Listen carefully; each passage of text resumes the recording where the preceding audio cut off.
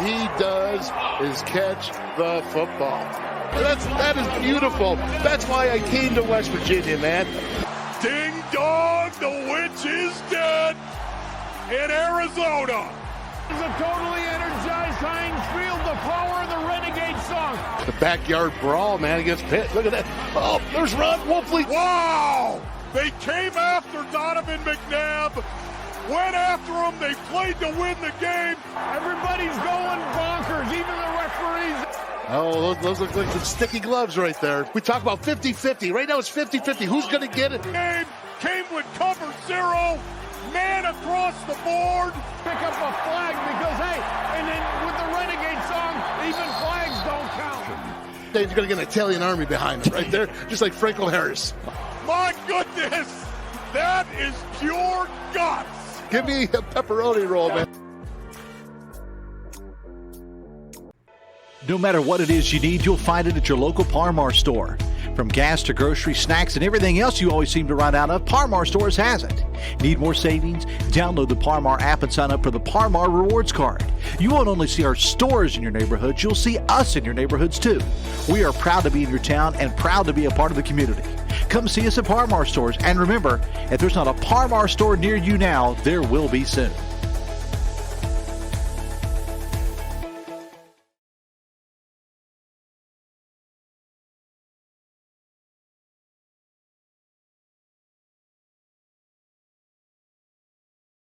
Hello, and welcome to the Three Wolves of Football, the boys from Orchard Park, the Outsiders. We have a special show for you this week, but first of all, we want to say, hey, Happy New Year to you from myself, the Wolfman, and of course, eldest brother, Craig, Derry. Happy New Year. And Roddy Paul. What's up? Happy New Year, everybody. Well, now let's get this show kicked off right. Happy New Year's out of the way. Let's get it going because we have a special report for the first time ever on the Three Wolves of Football, and that is Arizona Cardinals Sideline reporter, my goodness, and radio and TV show host. I'm going to tell you this, a.k.a. it's Paulie Pigskin / pencil neck ache, but it's Paul Calvisi. Hey guys, great to be on. You know what? I'm joining you from the backyard right now because it's the holidays. There's no football talk inside Casa Calvisi, okay? But Happy New Year in 2022 to everyone and beyond as we go into 2023. With all due respect to Howard Stern, Paulie's not only the grandmaster guru sensei of media, he is the king of all media. He is, from a belt-high perspective, of course. Right. Okay. Look, I just got out of a press conference who I think might be a future king of media because a couple hours ago, JJ Watt met the media. And you can't tell me that he doesn't have big plans in the media sector coming up. He's not saying right now, but he's got a game plan. And I'm guessing it involves TV. Paulie, yeah, don't try to deflect, Paulie. I mean, that was nice right there. You want television? Guys, Paulie can do television. You want some radio thrown in there? Got it. You want Paulie to write a column? Paulie could write a column. Done. You want content? You want Paul Calvisi. Paul, I really do appreciate you coming on and joining us here tonight. Well, let's hope I check those boxes. We'll see. No writing, though, okay? That reminds me of my college days and getting an English degree, okay? That feels too much like homework. Broadcasting, at least, is fun. So none of this website columnist stuff. I'm not down with that. That's where I draw the line. And I think some would say maybe after Wolf, and I got to remember to call you guys by your first names or your nicknames because no one knows who I'm talking to if I just go with Wolf. But after Sunday Night Football, where I filled in for Dave Pash, who's a top 5 play-by-play man on the planet. Let's just say that's one area where I'm still striving to improve. It's on my New Year's resolutions list for 2023. Put it that way. Get better in the play-by-play forum because Pash is a hard act to follow. You did a great job, and you know you did. Well, I wouldn't have you out of here if you sucked. Okay, because after I heard you out there with Paulie, I'm like, hey, man, Paulie P, he did a great job. But the one question I have is that everybody wants to know now is why do they call you Paulie Pigskin / pencil neck ache? Well, okay, that's the name of the company that I'm hoping to form upon my own retirement. Okay, so the ink is just sort of portends the big plans I may have that may not be based in reality, but a man can dream, right? Especially this time of year. As for the pigskin end of it, you know what, guys? I've been doing this since I was an intern at KPIX, the CBS TV affiliate, in the late 80s, and I was a college intern, and they used to send me to 49ers training camp. And so there I was, a 19-year-old, interviewing Joe Montana and Ronnie Lott and Jerry Rice, and it just stuck with me. You know, I got done with college, and those 4 years went out the window because I got into TV, and all I needed was a resume tape, and it had nothing to do with college, just how could you perform on camera and on the mic. And I went to Medford, Oregon. It was like minor league baseball, market 150, and worked my way up from there. And unless you get to a top 25 market, you're never going to make a living. And so, boom, you know, Ron and I go all the way back to the late 90s, where we did a radio show together for several years, and we've been doing Cardinals broadcasts since 2005. You know, Paulie, when you think about that, hold on, Soda Bob. When you think about that right there, oh my goodness, man. I mean, what is it, 18 years? We've been doing this in terms of the broadcast and broadcasting together, of course. And of all the games that we have seen, you as the sideline guy for the Arizona Cardinals, and I as the radio analyst, of course, is there one game, Paul, to you? I've never asked you this question. This is what's truly amazing. I've never asked you this. All the years that you've been my good buddy, I've never asked you, has there been one game that has stood out as opposed to something else? You know, the obvious answer would be Super Bowl 43 and our loss to Craig and the Steelers at the very end. But honestly, I would probably go back to the 2 weeks before that in an NFC Championship game in Arizona at State Farm Stadium. Just the utter elation in the building when you beat the Eagles to go to the Super Bowl, the supposed worst playoff team in the history of the postseason, based on what Chris Collinsworth said going into that postseason. The whole Kurt Warner and the rallying cry after every win shocked the world, and that's exactly what happened. Just the confetti coming down, and literally adults, men and women, grown men and women crying in the stands as they brought out the stage to hand the Cardinals the George Halas Trophy for the NFC Championship. Just that moment right there, just as unexpected, and just the elation involved with that. Yeah, that'd probably be the one. I mean, there are plenty of games and individual performances, and there's the good and then there's the bad. There's Anquan Boldin getting his face broken in the end zone at the Jets. Yeah. There's stuff like that you'll never forget, moments that are just so grisly. And then less than 2 weeks later, he's on a radio show, The Big Red Rage, Anquan Boldin with his mouth wired shut, answering questions in an hour radio show. Just the respect you have for the ultra tough guys of the game like that. But in terms of just one moment, one happening, the Cardinals clinching the NFC going to Super Bowl 43, that's got to be atop the old Paulie power poll. Yeah. Ding dong, the witch is dead. All right, Soda. That's not every opening we do, Paul. But hey, speaking of the game on Christmas night and talk about the game, let's hear about this clip here, and then you can go ahead and talk about up there in the booth. A hole and stood up, and the Cardinals are signaling it is their football. Turnover on downs. JJ Watt exulting all the way to the sideline as Lecky Fotu and company, they gang tackle Leonard Fournette, and it's Cardinals football. Tanner Vallejo at the epicenter of that tackle as well. Oh my goodness, that's huge, Paulie. A huge momentum swing early in this game. All right. Well, anyways, I wanted you to hear that because, see, you didn't suck. That was pretty good. And you made Pony Boy sound a whole lot better. And, you know, I know going from sideline to booth, there's got to be something different. And Derry, I know that you had to do that same transition, man, for, 18 years yourself on the sidelines? The last couple of years up there in the booth? Yeah, that's, it's a transition. Here, the thing about the sidelines is you're with the men. You're down there with the testosterone, the blood, all the kind of stuff going on, You got to keep your head on a swivel. You got to be quick. In 18 years, thank goodness, and I thank God, I never got picked off on the sidelines. You got to watch out down there, man. I'm telling you what. We were down in Dallas, and one of our doctors, I just left him, like 90 seconds, and he gets creamed by one of the Dallas Cowboys, down in Tampa. I'm with one of the doctors. I leave him. 90 seconds later, he gets creamed by another. I'm sitting there going, man, they're looking for me. See, they keep getting the docs, but they're looking for me, Now I'm thinking, well, you got to be ready to break down on them, No, man, you got to be careful down there, don't you, Paulie? When in doubt, get out. Yeah. Get out of the way. That's my saying. And if they get anywhere past the hash marks, I'm already in a back pedal. I mean, I'm not messing around. No, here's the key. When they're coming at you, you got to go north or south. You can't go backwards. If you go backwards, you're in the line of fire. What I always made sure of, look for the still shot camera guys, the photographers. They're always the last to bail out, so I get behind them. That's right. It's funny. Once upon a time, Wolf, you remember Deuce Latouille, all 385 pounds of him, right?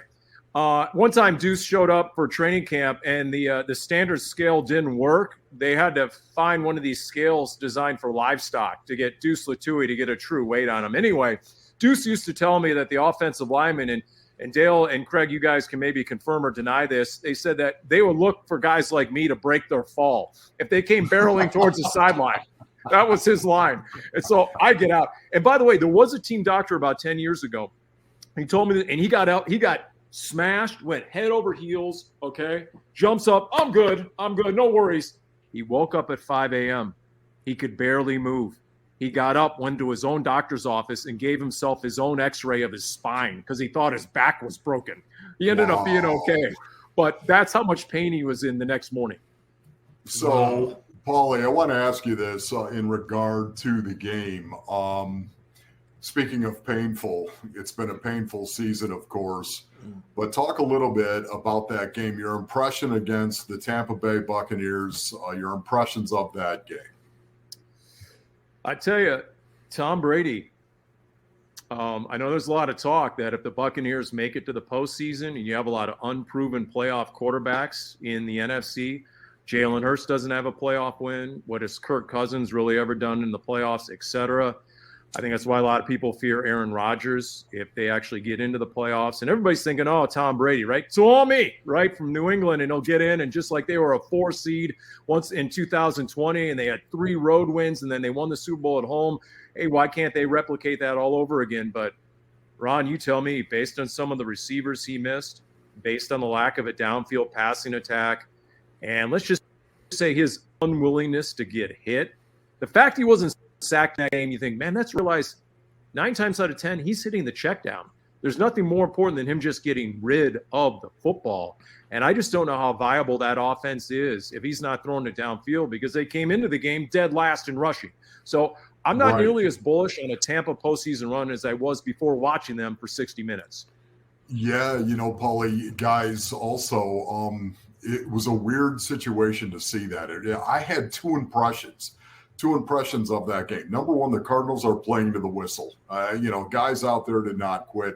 When you got guys like JJ Watt, and we're going to get into that, I know, momentarily, but when you have guys like JJ Watt out on the field, that's not a shock. But the Cardinals didn't quit, being pros, playing to the whistle. I love that. Tom Brady is not Tom Brady, not the Tom Brady that I know. He's off. And yet, when it mattered most, the dude played his best. And the Cardinals were up by 10 in the fourth quarter, and Brady looked bad, and then he didn't. And then it was overtime. And then he played well enough to win the game. So in summation, overall, guys, Brady wasn't Brady, and then he was Brady. And that is my biggest impression of the game. Yeah. And that's a great point. You're right. He went 6 for 6 on the last touchdown drive, and then in overtime he was nails. His passer rating nearly doubled from the point at which they were down 16-6 without 10 minutes to go in the game. So you're right on that one. Then my other takeaway: it is amazing the Cardinals have not bottomed out. I mean, they at least haven't given up, and they are fighting. There's no doubt. You got Tom Brady with his 331st career start against Trace McSorley making his first career start. So it would have been easy for the rest of the team to go, hey, we got no chance. And that wasn't the case. And then you realize, you're watching the end of JJ Watt's career, and he was dominant in that first half. For the second straight week, they had to make halftime adjustments just to account for JJ Watt. Denver did it after a 3-sack first half. Tampa did it in the second half this last game. You know, Paul, I have to say thank you for this excellent commentating and your analysis, because that's what we're lacking on this show. But with that being said, I'm going to go ahead. Hold on. Can we all say this together? Let's all say this together. At least you didn't suck, Paulie, okay? But I'm going to play this JJ Watt thing. Go ahead. Tell us about JJ Watt. You put out that tweet about 2014, a great career. You know, just recap him for us. Well, look, here's the thing. And you see J.J. Watt with a 3-touchdown catch season in 2014. It's just remarkable. Max Williams, Cardinals tight end today, he joked that he's pretty sure that J.J. Watt has more career touchdowns than he does as a longtime NFL tight end, and he's got to do something about that. Okay, just a remarkable. And then you remember J.J. Watt's story. He was a 2-star recruit, a tight end at Central Michigan. He lasted his freshman year, said, "No mas, I'm out, no bueno." Went home to Wisconsin. Then he walked on at Wisconsin as a defensive end. And then all of a sudden he's an All-American. He's the number 11 pick. He actually struggled much of his rookie year. Vance Joseph was on that staff. He said it wasn't until December, and then he had a breakout couple of playoff games where he became J.J. Watt. And just the maniacal preparation, guys. We talk about Tom Brady and how every moment of his life is dedicated to football. And that was Cliff Kingsbury's assessment of Tom Brady. Well, we were doing the TV show, and as a former teammate of Tom Brady, well, J.J. Watt's sort of the defensive equivalent of that. He was in every single day of the offseason. Guys were on vacation. There was J.J. Watt working. So in some ways, I really wonder, guys, if he's not going to get to February and March and regret this decision. I honestly think, because it's been such a trying year, and there have been so many losses, and there's been so much off-season drama. I mean, the Cardinals have been team turbulence in so many ways, 2022. Yeah. I wonder how much it wore on J.J. Watt. He's 33. He's playing some of his best football. You guys saw the montage they put on Sunday Night Football. His get-off is still ultra quick. He's still dominating. I really wonder if he gets to the offseason, because he cited a couple other things. One, he had the heart scare. He went into AFib. Mid-season, they had to shock his heart back into rhythm. That was a health scare. And then number 2, he's a brand new father. And you guys know what that sort of makes you reassess your priorities. And that's a good thing. But I do wonder if he's going to miss the game in the offseason for a guy who will most definitely be a first-ballot Hall of Famer. He's got over 111 sacks in his career. He's got 2 20-sack seasons. It's just when you look at his career stats, 3-time NFL Defensive Player of the Year, he's a legend. He really is. No, Paulie, I'm with you on that one right there. And you know my belief on this, guys. A professional athlete, for the most part, has got to see his own athletic mortality at some point in time. There are very, very few guys. Go back and look at it. There are very, very few guys that have played professionally for a long period of time that didn't actually have that season where you knew in your heart, oh my goodness, I am going downhill at this point in time, and my career is declivitous. There are very, very few guys that go out on top and walk away from the game on their terms. Listen, J.J. Watt is simply a slam dunk Hall of Famer, and there's no debate about that. There are a few guys that you could say that about, but he's going out, I think, the way that he wants to. And Paulie, I hear what you're saying. It doesn't make sense. This would be one of those guys that would be going out on his terms. This would be one of the guys that would be going out on top without seeing his own athletic mortality. As you said, Paul, I mean, here's a guy, his numbers. He's got 9.5 sacks. He's got 2 games left. He's got 9.5 sacks, and he's 33. And I wouldn't be surprised, Paulie, to not that I was thinking that, but I wouldn't be surprised if, in fact, he said, you know what, yeah, I am going to come back. If he changed his mind, pulled the Tom Brady himself in the offseason and changed his mind, I wouldn't be surprised. But that being said, he's a slam dunk Hall of Famer. He was asked about regrets, and he said, I'm at peace. He said, I'd much rather go out knowing I can still play than knowing I was getting my butt kicked and embarrassing myself. That was his response. Yeah. But there are already conspiracy theories that he's going to sit out, pull a Tom Brady, and come back and go to Pittsburgh and play with his two brothers. Well, I can only say this, and I said it from the beginning. The only thing better than 1 watt is 2 watts. The only thing better than 2 watts, you go 3 watts. You know what I mean? All right. I would love that. Wait a minute. Pittsburgh would love that. Wait a minute. We lost Super Bowl 43. Is that what it was, Paul? Was it Super Bowl 43? Yep. We lost that to you, and now we're going to lose JJ Watt to you and the Steelers. No, Craig. We're putting our foot down yet. I can understand. But should JJ want to come north, I'm sure that, I'm sure things could be worked out. Certainly, I'd pick him up at the airport. Not a problem. Yeah, you would you? But wouldn't that be a great way to get out? Honestly, yeah. You know what I'm saying? And his contract is up at the end of this year. They were already trying to figure out, okay, how can we get him back? Now he's done. And to Ron's point, he's your leading sack guy. He's got the most tackles for loss. He's got the most quarterback pressures. It's going to be a huge hole on the Cardinals' defensive line. I mean, there's no question about that. And the leadership void. I did a radio show with Drew Stanton yesterday, and we were talking about JJ Watt addressing the locker room after the Denver loss because it was on Hard Knocks. NFL Films was in there. You got to see it, uncut, unfettered, all the F-bombs in there, everything. It was a flawless post-game speech.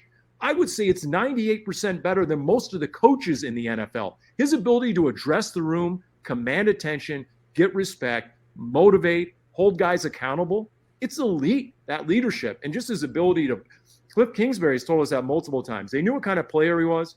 They had no idea what sort of leader he is and the way he can just talk to the entire room at the instant and just have something very poignant and meaningful to say. Cardinals are going to miss that in a big way, both in the locker room, out on the field, and beyond. All right. Hey, Paulie P, pigskin, pencil neck. Thank you so much for joining the Three Wolves of Football. The first time you are our official breaking news report. Right, Paulie. Nobody better to break down JJ Watt's retiring. Really appreciate it. Thank you, Paulie. Absolutely. Now I can go back in the house. I got kicked out because we were talking football. Too much football talk in the house around the holidays. So I enjoyed it, gentlemen. All right, all the best. Make sure you go back in there and tell your wife you didn't suck. We'll do. By the way, Paulie, Hoopy says hi. Oh, yes. Oh, my goodness. Oh, yes, absolutely. Let me tell you, the next time I have an opportunity for one of the homemade cinnamon buns. I mean, beautiful. And that is just an excellent breakdown from Paul Calvisi, Arizona Sideline reporter. We thank him so much. Pony, I know why you love him so much, man. He's been a great dude for so many years. And he was the only guy to go to Hoopy's house from Arizona, I believe, and also to watch Mavericks game here in Morgantown, West Virginia. So he has been around. He's been with the Wolfleys. And unfortunately for Paulie, of course, he also had a front row seat to the dark days. Just saying. Okay, we're not going to go there. It's a happy new year, brother. And yes, this is a really special moment. This is a wonderful moment coming up here. This is a sad moment.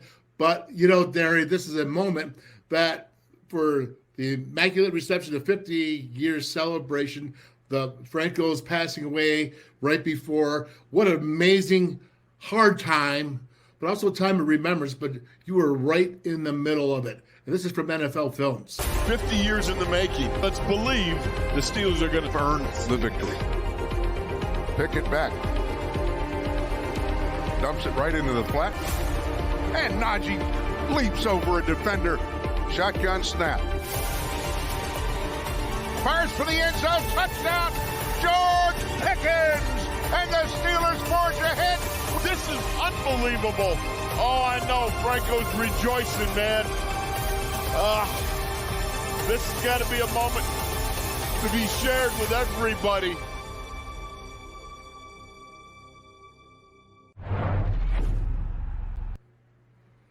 So much emotion. So much must be going through. You must probably be exhausted. And go ahead. I know you went to Franco's funeral today. So go ahead, the whole thing, there was all the guys got together today, and it was sad, yet it was joy, there was sorrow, there was a triumphant feeling. It went through all the ranges of emotions that you could possibly have. You talk about a game 50 years in the making, and as that game unfolded, you could feel like, oh man, the game it's close and everything.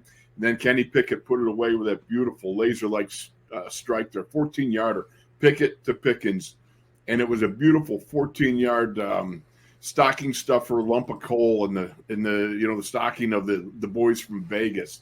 50 years in the making, like we were talking about, and it was just a great culmination of all the events. And I think that Art Rooney, the owner of the Steelers, I think he said it best at halftime when he was addressing the crowd and they were officially retiring number 32, and he said it wasn't supposed to be this way. The big man was supposed to be here. And I think that echoed through the entire Acrisure Stadium, and everybody really felt at that moment the loss of Franco and just what it meant to not just the Steelers and not just football, but the city of Pittsburgh. People loved Franco. Franco was iconic. I mean, it was just a little over 2 weeks ago, he was on the show with Pat Fryermuth and I, that we do a show up at Giant Eagle Market District. And he sat in because he had actually he has that Penn State connection with Pat Fryermuth, the tight end.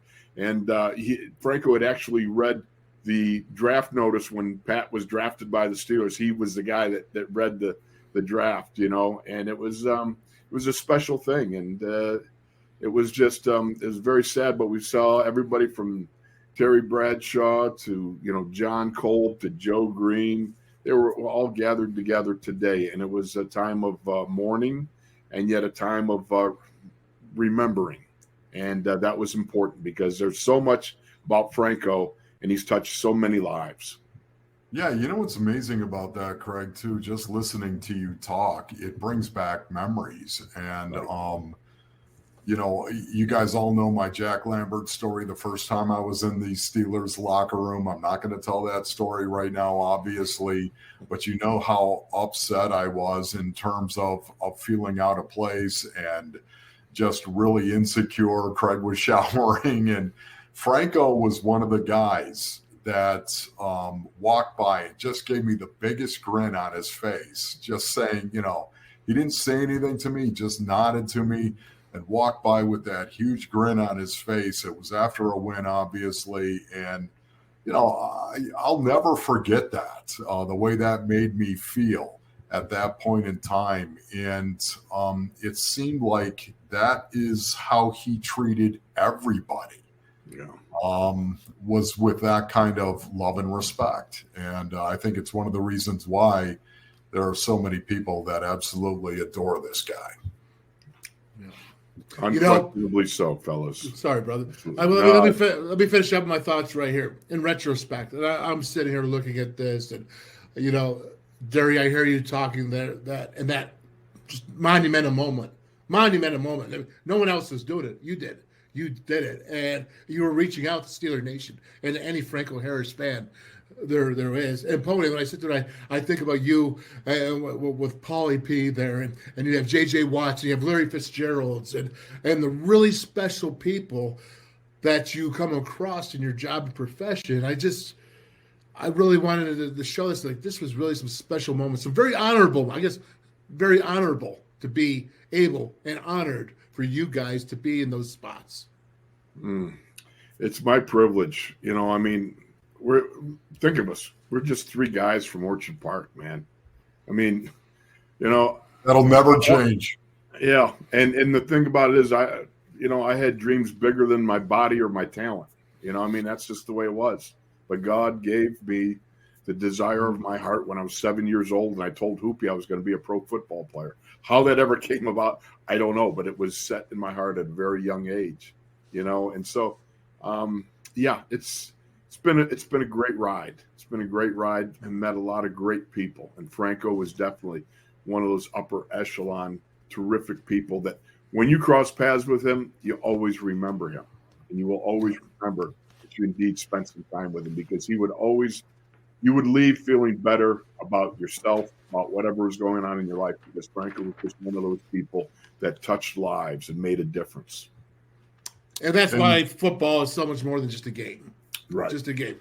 And the next thing I want to talk about is December 25th, 1975 was 47 years ago. The day of the terrible towel with Mr. Myron Cope. In 1975, Cope's passion for the Steelers led him to invent the team's most visible symbol, the terrible towel. And the towel is out. Feel the power, Myron. Oh, I can feel that power. But in its debut, one Steeler veteran was not impressed. Andy Russell, when I was giving the towel the build-up for that first game, he comes up to me in the locker room. He says, Cope, what's this crap about a terrible towel? You know what he did in that game? He picked up a fumble at the Steelers' 7-yard line. And a listener of mine sends me a little poem which went like this. He ran 93 like a bat out of hell, and no one could see how he rambled so well. 'Twas easy, said Andy, and he flashed a crooked smile. I was snapped on the fanny by the terrible towel. From past to present, the terrible towel has become a part of Pittsburgh, as have Cope's music video. All right, Derry. I know you got a lot to say about that, but I think we all do because we've all actually held one in our hand. Well, the funny thing about it is, first of all, Andy Russell's return there, that was so long. They said Andy was so slow, they went to commercial break twice during the run back. But Myron's probably a reason that I have a job in broadcasting, because Myron just broke the mold of what a broadcaster was. You know, he was not clinically trained or collegiately trained or whatever trained you get it. He was just Myron, and he was just so unique. And I'll never forget, when I first came to Pittsburgh as a rookie, I heard this little squeaky voice on the radio, you know, yoy and double yoy and all this stuff. So at the end of the year, I remember I was at a sports banquet with Myron, and we were both speaking at the same thing. So Myron was the MC, and he's going on. So I come up and I do my spiel. So one of the things I was doing was I was just cracking on Myron. Who names their kid Myron? What's up, Myron? You know what I mean? And I sit down. He gets up and he just rips me, right, for about 3 minutes, 4 minutes, something like that. He's killing me with everything, right? And I'm just laughing. And he's got me, and he knows it, you know. And then he culminates with all. He goes, Wolfley, let that be a lesson to you. You never mess with the man who's got the microphone last. So true. So true. It was so cool to actually see him right there once again. My thoughts on Andy Russell as well, running. He looked exactly like I did on the fake punt against Boston College, where I scored from 67 yards out, snapped it, direct snap to the personal protector, ran down and beat Doug Flutie once again, Doug. And you know I did it, Doug. We beat you. You never beat us, Doug, ever. I'm just saying. That means the Mountaineers, and just remember this, though. As soon as you scored a touchdown, you crawled your way over to the oxygen tank. I did. I was on TV. Andy Russell, you could see the monkey on his back, could you not? I mean, you could see it. Oh, yeah. I've had that monkey there before. I know what that's like, but that's great. 47 years ago, it was invented. 1975, December 27th. It was the Colts game, the playoff games for the Steelers. So I had to throw that in there, and it was wonderful to see Myron Cope there, and his face and just the way he was. Pretty cool. But now let's move away from the Steelers and the Cardinals, and let's get to something I think is pretty cool, because Ed Reed was named Bethune-Cookman's head coach. You know, as a former player with the Ravens and coaching, is this a trend going on by Deion Sanders? Because you see a lot of head coaches in the NFL that come from the NFL, but you don't see a lot of NFL players going to college coaches like Deion did. You know, Derry, let's start with you. What's your take on this? I think this is going to be a trend here. I think more and more NFL players. I like it. Well, here's the thing about it. I mean, you've got somebody of the magnitude of an Ed Reed, or let's go back to Deion Sanders. What young man doesn't want to be recruited by somebody like that? You know what I mean? You've got a legend, an absolute legend. You know, it was You know, it was amazing today. I got to talk to, and by the way, Jay Paterno says hi.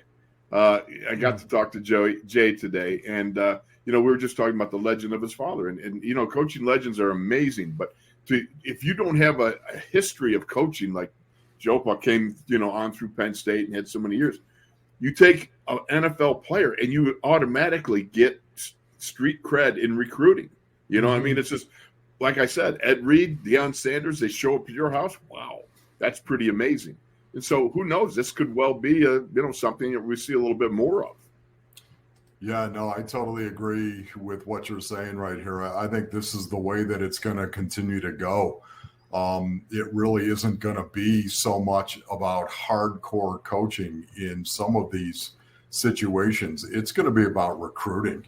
Now with the NIL and the transfer portal being what it is right now, it is free agency. It is free agency that has come to college football.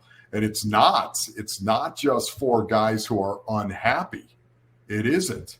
It's for guys that suddenly have good years for lesser universities that suddenly want to take a jump up, if you will, and go somewhere else and get a better NIL deal. These kids are not entering the transfer portal just because they're unhappy where they are. A lot of times now they're actually using whatever university, whatever program they're playing for to jump up to the next level, so to speak.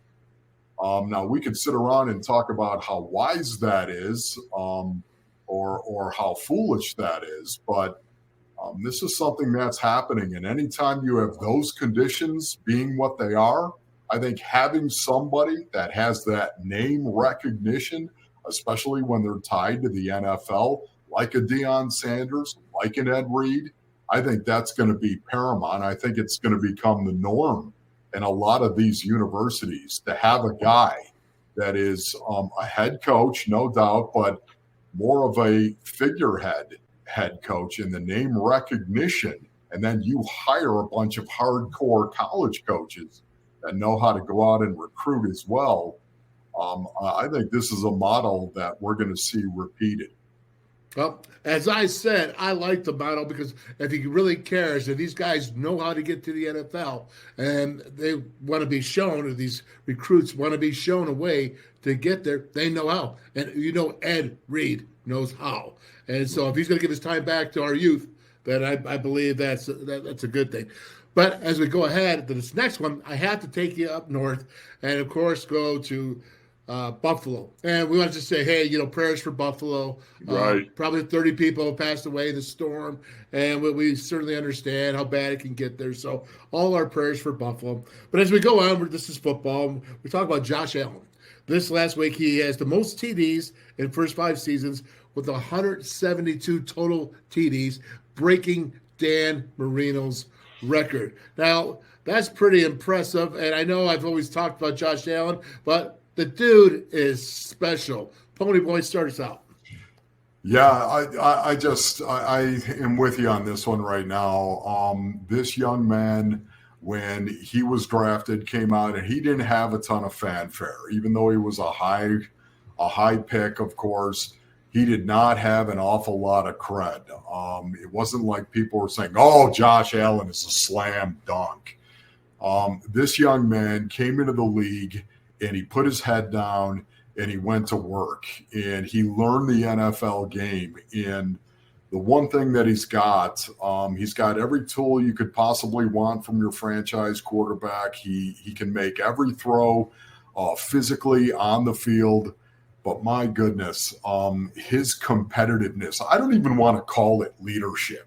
I don't even want to call it that, because there are a lot of guys that are leaders, but he's got a ferocity to him, a ferocity that is as good as I've ever seen from a football player, let alone a quarterback. You guys know my take on this. I've talked about a quarterback really isn't a football player. He isn't. There are quarterbacks, and then there are football players. Now, Josh Allen is a rare exception of that because he engages in the essence of playing the game of football. And that essence is built up in a physicality that few can understand unless you've played it yourself. And Josh Allen can truly understand what it's like to try to truck somebody and run somebody over. Now, does he slide? And do I think he needs to slide a little bit more? Yeah, I do think that. He doesn't need to put his body at risk unnecessarily. But Josh Allen is a pure-on football player through and through, and that resonates with his teammates tremendously. This guy, it's a question of how many Super Bowls I think he's going to win. You know, Derry, what do you think about it when you see a guy that does sacrifice his body? And we all know that that's going to end at some point, or at least reduce greatly the times he's going to take the hits, because that's just a force of nature. That's life.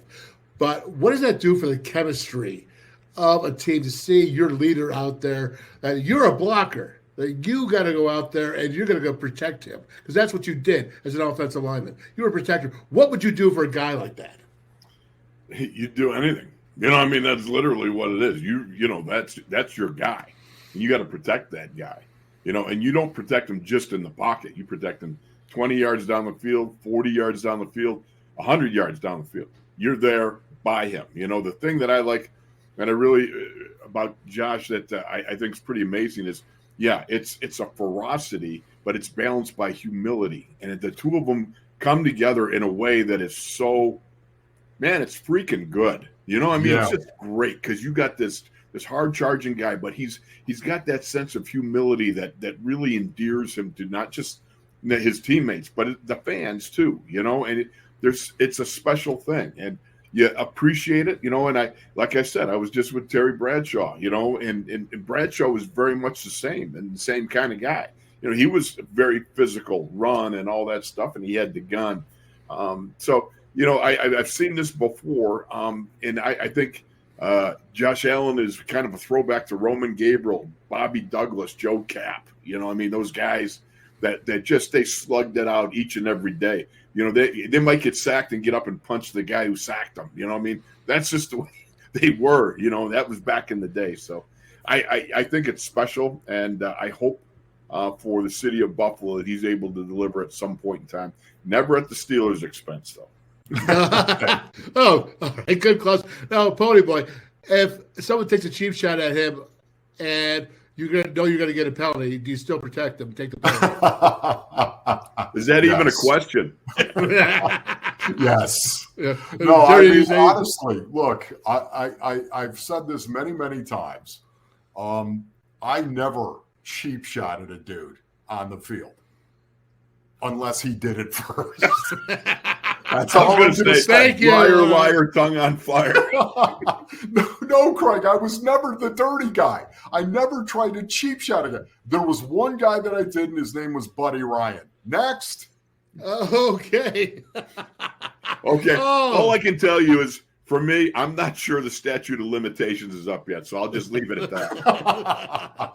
We'll leave it at that. And you know what's really crazy is when you talk about the statute of limitations, because when you're considered to be a very, very strong person, you know, people look at you and say, hey, you know, there's something can really hurt there. And when you're voted, my brother Craig Derry, the Steelers' fourth strongest man in history, by Eric Hassler, his article, and it was Mike Webster, it was James Harrison, it was John Cope, and then you as the fourth strongest Steeler ever in history, an article written there.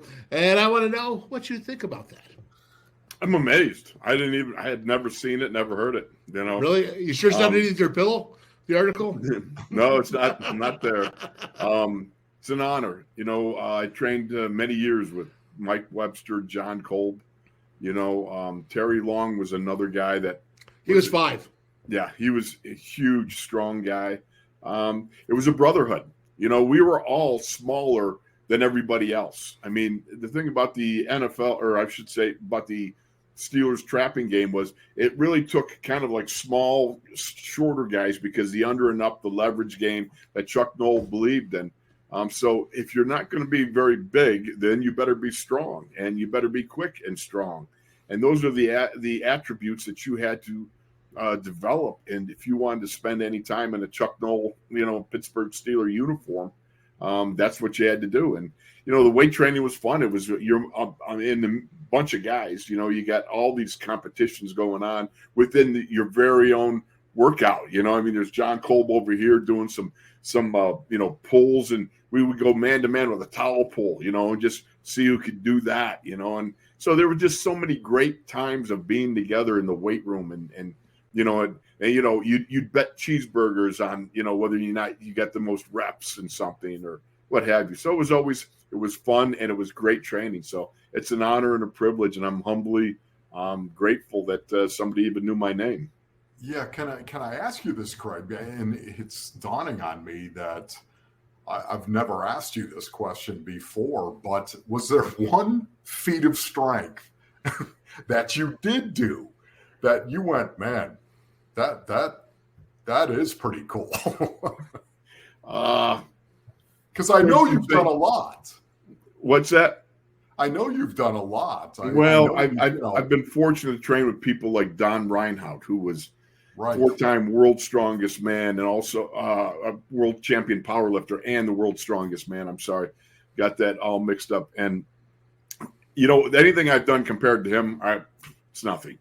Because he was just so amazing. For myself, I will tell you, I've done some dumb stuff, though. Okay, how I had a penchant and loved the old-time strongman, Yes. And so I loved I learned how to roll up a frying pan, and I learned how to drive a nail through a board and stuff like that. And I was able to do that, just stuff like that, right? He'd bend steel bars and, all that. So, but the one dumbest thing I did was I read about the mighty Adam. He was a gentleman that was a strong guy from way back in the early 1900s. And he did this one thing. He'd drive a nail through the board, and then he'd pull it out with his teeth. So I drove the nail through the board, and I pulled it out with my teeth, and I cracked the tooth. Well, I'll tell you what. You're sitting there going, I can't believe I did that. I thought you were going to say for sure when you competed in the World's Strongest Man contest where they hitched you up and they had the semi behind you and they didn't release the brake and you passed out. That's my favorite. That's my favorite. That was unbelievable. That was the most painful, single, exhaustive thing I've ever done in my life. If you remember the brakes, there was still air in the brake lines. However, it worked out. And right. It kept stopping. You remember? And I'd dig it out, stop, and and it literally, I passed out. I literally passed out. It was just the most exhaustive, strangling. In the harness. And here's the thing about it. Everybody in my lane lost until the last one when the truck was warmed up enough. But the funny part, and I was first in the line, so it was just brutal, all right, because it got lesser. But the thing about it was the fact that they said afterwards, well, we found out the air was still air in the brake, so forth, would you like to do it again? I said, no. I almost died. No, I don't want to go again. No way. Well, I've done a number of stupid things in my life, and those are just examples. Yeah, we have pictures to prove it too, which eventually will make it on the show, I'm sure. I was just being nice to you, but I will say this: the one thing that I do remember, and Tom Haney is still he hangs out, he listens to our social media. I believe he still watches this. So Tom was your guy, your leader up there. Yeah, Tommy, amazing. And I'll never forget the powerlifting champion there is New York State. I'm not going to say his name. But when I saw the crazy things that you guys did in the powerlifting, when he actually was doing a squat there and he blew out his pants and he blew out and he took a big old dump. And I'll never forget, he racked the bar, didn't say a word to anybody, and walked on off. See, that's not something anybody wants to see. That's for sure. Oh my gosh, I'll never forget it as long as I live. Embarrassing. Oh my gosh. So to end it off the show, because we had such a great time with Paul. We talked about the Cardinals. It really is a big deal to have you and Paulie P. out here talk about JJ Watt. And it really is a big deal, Craig, to have you there. We're talking about Franco and this. This is just a lot of important stuff was going on today. And I didn't want to miss it. But I will say this, it's still a little bit of fun. The fullback still does live, Pony Boy, and this is for you. Alec Ingold from the Dolphins. You can see him here. right there. The fullback lives. It's proof he lives and he's still alive in the NFL. And I want to see more. Yeah, no, I'm with you on this. I really do believe it's going to happen too, Soda Pop. I do. The pendulum is definitely swinging back. I talk about this all the time, but people really need to understand that the new age offense, it was going to take over the NFL. Now all of a sudden, I think it's swinging back. And Ingold and guys like Patrick Ricard, the fullback for the Baltimore Ravens as well, these guys are going to continue to make the fullback relevant, I think, as the football universe unfolds.